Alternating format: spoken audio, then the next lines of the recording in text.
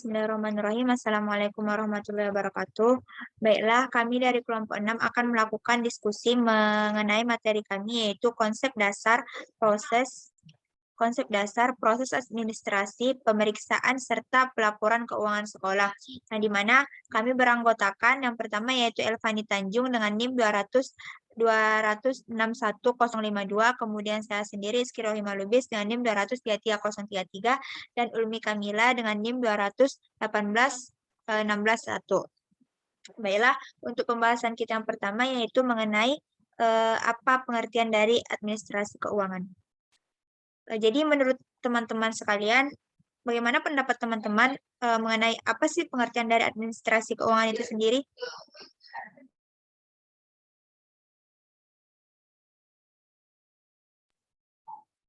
Assalamualaikum, Ma. Apa boleh berpendapat tentang pengertian administrasi keuangan? Boleh, silakan Elvina.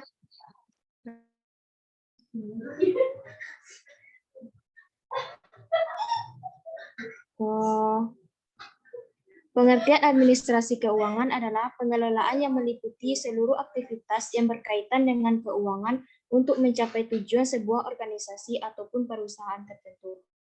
Ada beberapa pendapat dari pengertian administrasi keuangan adalah suatu upaya pengelolaan yang mencakup semua aktivitas yang berhubungan dengan keuangan guna mencapai tujuan suatu perusahaan atau organisasi. Itu sih menurut Fama. Izin berpendapat, moderator. Silakan, Lumi. Menurut saya, administrasi keuangan sekolah adalah langkah pengolahan keuangan sekolah, mulai dari penerimaan sampai dengan bagaimana mempertanggungjawabkan keuangan yang digunakan secara objektif dan sistematis. Menurut beberapa ahli, berpendapat bahwa administrasi keuangan sekolah merupakan seluruh proses kegiatan yang direncanakan dan dilaksanakan atau diusahakan secara sengaja dan sungguh-sungguh, serta pembinaan secara kontinu terhadap biaya operasional sekolah, sehingga kegiatan pendidikan lebih efektif dan efisien mencapai suatu tujuan pendidikan. Sekian. Nah, jadi dari apa yang telah disampaikan oleh teman-teman semua mengenai apa yang dimaksud dengan pengertian administrasi keuangan, dapat kita simpulkan bahwa pengertian dari administrasi keuangan itu adalah sebuah analisis terhadap sumber-sumber pendapat dan penggunaan biaya yang diperuntukkan sebagai pengelolaan pendidikan secara efektif dan efisien dalam rangka mencapai tujuan yang telah ditentukan. Nah, setelah kita membahas tentang apa pengertian dari administrasi keuangan, kita beralih kepada tujuan dari manajemen keuangan yang ada di sekolah tersebut. Nah, bagi teman-teman yang punya pendapat, apa tujuan dari manajemen keuangan yang ada di sekolah, silakan memberikan pendapatnya.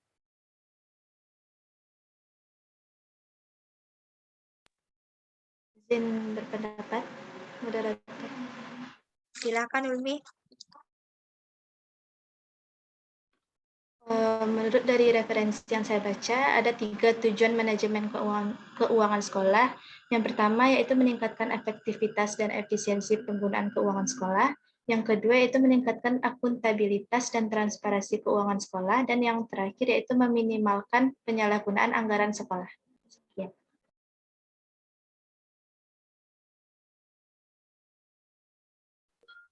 Izin berpendapat, Mah. Silakan, Elvani.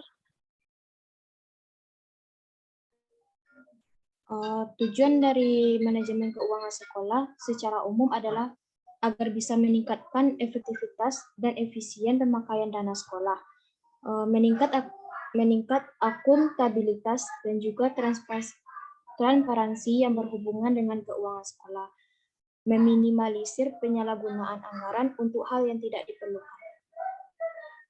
Sekian, terima kasih. Baiklah, jadi dari yang teman-teman berikan pendapat tadi, Rohimah bisa simpulkan, jadi tadi sama semua tujuan dari manajemen keuangan sekolah yang tadi teman-teman sebutkan, yang dimana yang pertama yaitu meningkatkan efektivitas dan efisiensi penggunaan keuangan sekolah, kemudian meminimalkan penyalahgunaan anggaran sekolah, kemudian meningkatkan akuntabilitas dan transparansi keuangan sekolah. Nah, Untuk selanjutnya yaitu kita membahas tentang prinsip-prinsip keuangan sekolah. Nah, kalau menurut Rohimah sendiri ada 3 prinsip. Yang pertama ada prinsip transparan, yang kedua ada efisiensi, dan yang ketiga akuntabilitas. Jadi kalau menurut teman-teman sekalian ada berapa prinsip? Silakan diberikan pendapatnya.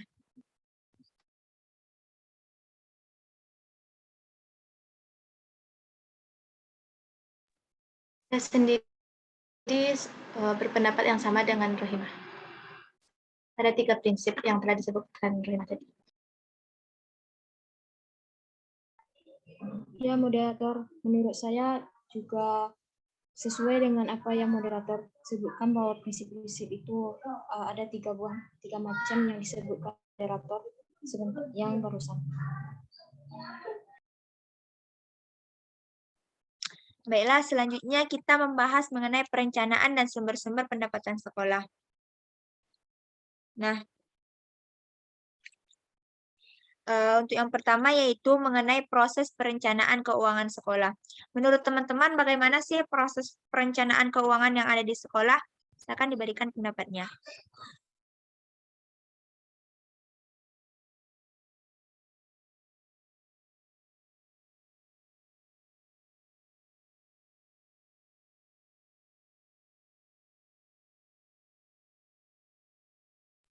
Izin berpendapat moderator.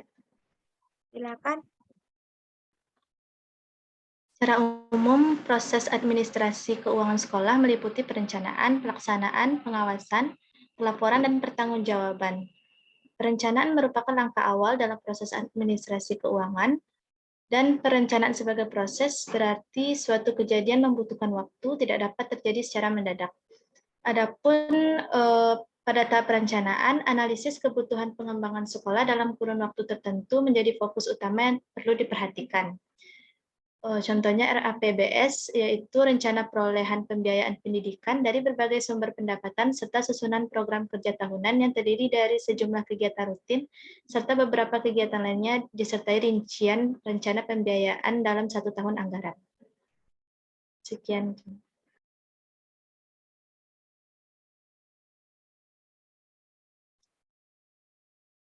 Baik, untuk Elva, ada ngasih pendapat, Pak? Saya juga berpendapat dengan Umi, moderator. Baiklah, kalau menurut saya juga sependapat dengan yang Ulmi katakan tadi, yang dimana secara umum proses administrasi keuangan sekolah ini meliputi perencanaan, pelaksanaan, pengawasan, pelaporan, dan pertanggungjawaban. Yang dimana di dalam perencanaan ini, di dalam perencanaan keuangan ini ada yang dimana ada Gartner, pendapat dari Gartner merumuskan sekuensi perencanaan keuangan yang strategis ini ada meliputi misi, tujuan jangka panjang, tujuan jangka pendek, program layanan, aktivitas, tujuan jangka panjang, tujuan jangka pendek berdasarkan kondisi real unit sekolah, kemudian target, anggaran, perencanaan keuangan yang strategis. Dan kemudian dalam proses perumusan perencanaan keuangan yang strategis itu memerlukan kajian secara cermat, evaluasi diri, visi, misi, tujuan jangka panjang dan tujuan jangka pendek, kemudian lembaga pendidikan. Baik, untuk mengenai mengenai pembahasan yang pertama tentang proses perencanaan keuangan sekolah kita cukupkan. Baik, selanjutnya kita menuju ke sumber-sumber pendapatan sekolah. Jadi menurut teman-teman, dari mana saja sih sumber-sumber pendapatan sekolah itu? Izin berpendapat, moderator. Silakan, Elvani.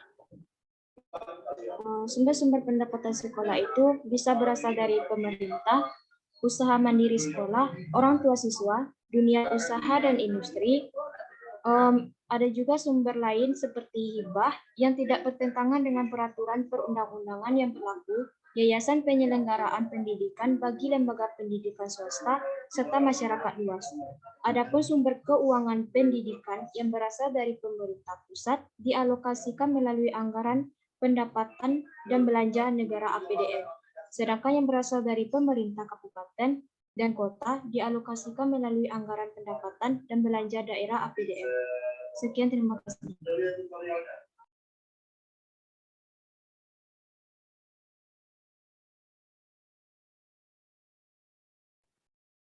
Baik, apakah dari Ulmi ada pendapat lain? Saya sependapat dengan Elvani, moderator. Baiklah, untuk yang selanjutnya yaitu kita menuju ke proses administrasi keuangan atau penyusunan RPS, RKAS, penggunaan dan pertanggungjawaban. Yang pertama mengenai penyusunan RPS. Bagaimana menurut teman-teman mengenai penyusunan RPS ini?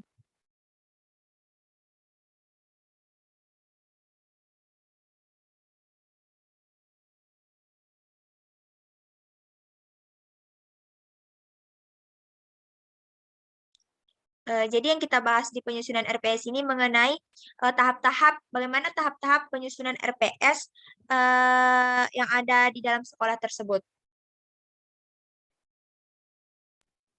Izin berpendapat, moderator. Silakan. Tahap-tahap penyusunan rencana pengembangan sekolah atau RPS mencakup yang pertama melakukan analisis lingkungan strategi sekolah, yang kedua melakukan analisis situasi untuk mengetahui status situasi pendidikan sekolah saat ini, dan yang ketiga memformulasikan pendidikan yang diharapkan di masa mendatang.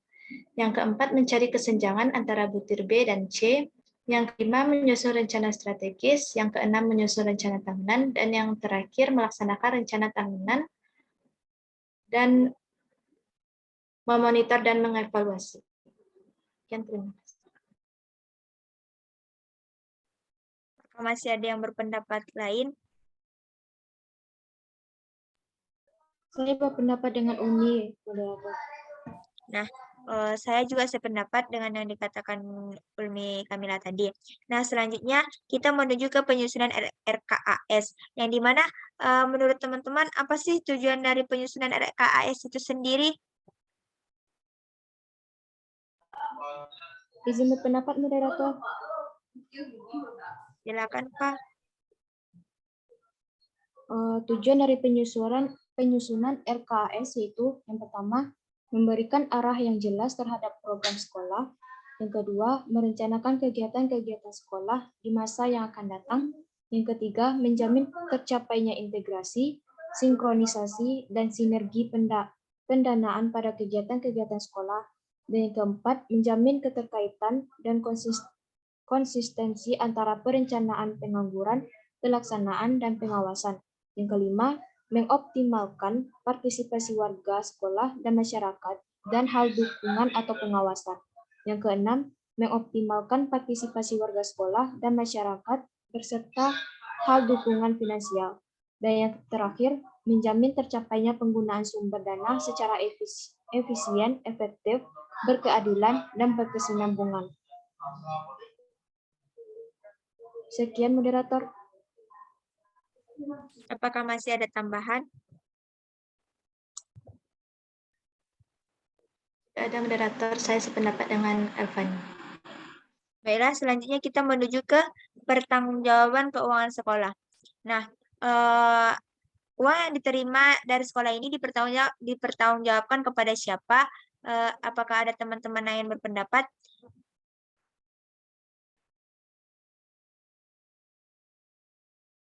Nah, jika Izin berpendapat. silakan.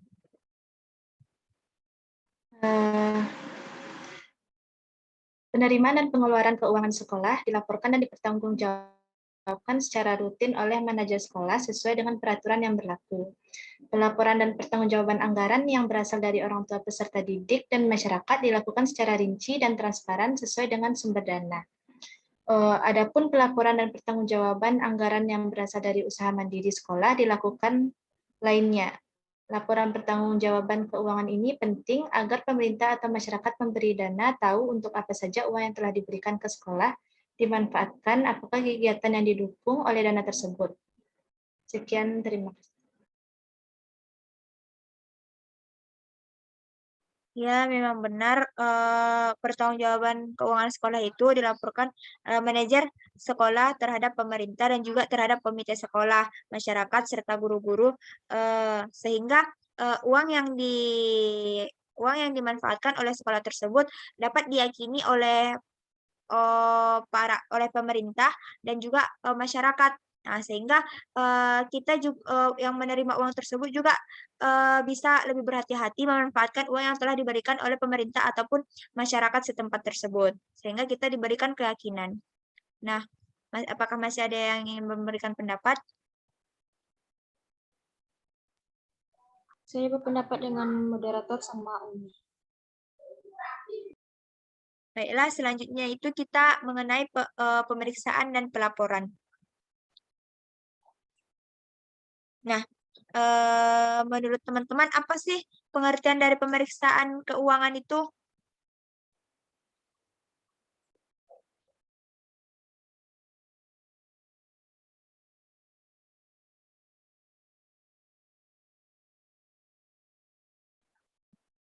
Ada yang ingin memberikan pendapat?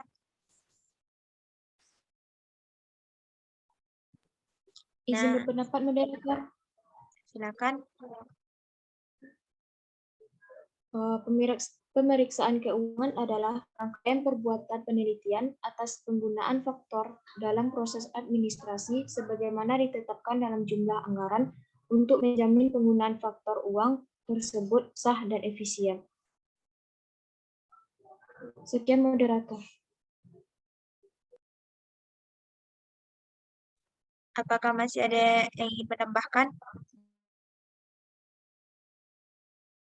Saya sependapat dengan Avani, moderator.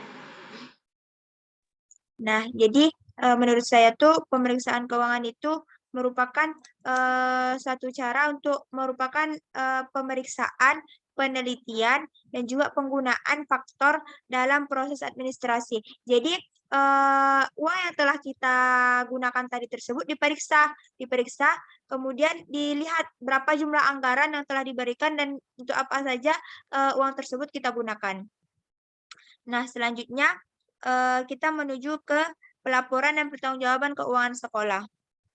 Seperti yang telah kita bahas tadi, pelaporan dan pertanggungjawaban itu kita laporkan kepada manajemen sekolah tersebut, melaporkan kepada guru-guru yang ada di sekolah tersebut, kemudian masyarakat ataupun pihak orang tua yang membantu terjadinya proses pembelajaran dalam sekolah tersebut, kemudian juga kepada pemerintah diberikan pertanggungjawaban dan juga pelaporan atas pemanfaatan uang yang telah mereka berikan atau berupa bantuan yang telah mereka berikan. Nah, untuk selanjutnya kita membahas mengenai peran guru dalam administrasi keuangan sekolah. Nah, menurut teman-teman, bagaimana peran guru dalam administrasi sekolah itu?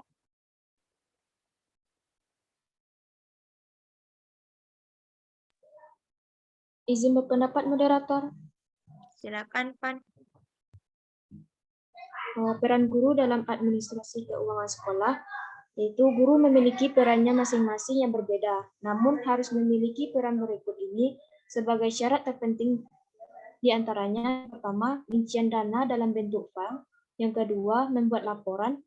Yang ketiga, membuat biaya keluaran dan masukan baik awal maupun akhir.